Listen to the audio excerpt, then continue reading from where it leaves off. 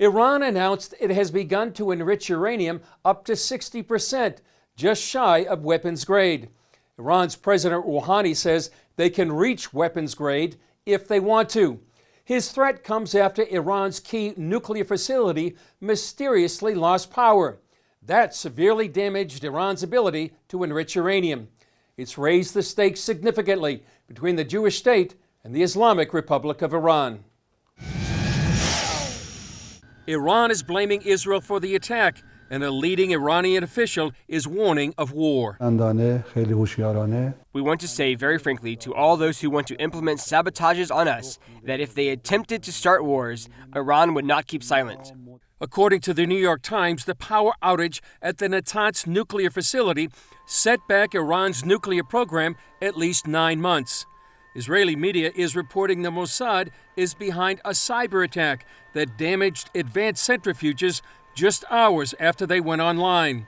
Last July, Iran blamed Israel for an explosion that severely damaged this facility. Sunday's incident raises the stakes in the ongoing conflict between Israel and Iran. Another confrontation is taking place on the high seas.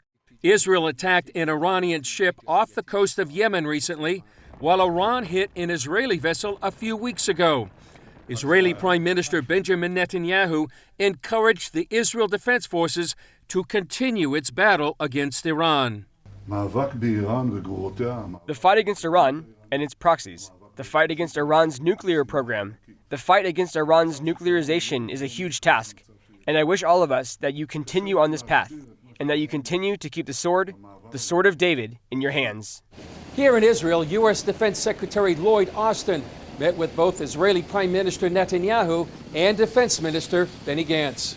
The Tehran of today poses a strategic threat to international security, to the entire Middle East, and to the state of Israel.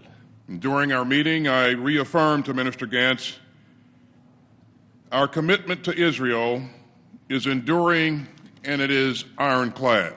While the fight between Israel and Iran grows, negotiations in Vienna between Iran and the 5 nations that signed the 2015 Iranian nuclear deal continue. The talks are designed to help the U.S. re-enter the Iranian nuclear deal. Iran demands the U.S. act first by removing sanctions before it will agree to make any moves limiting its nuclear advancement.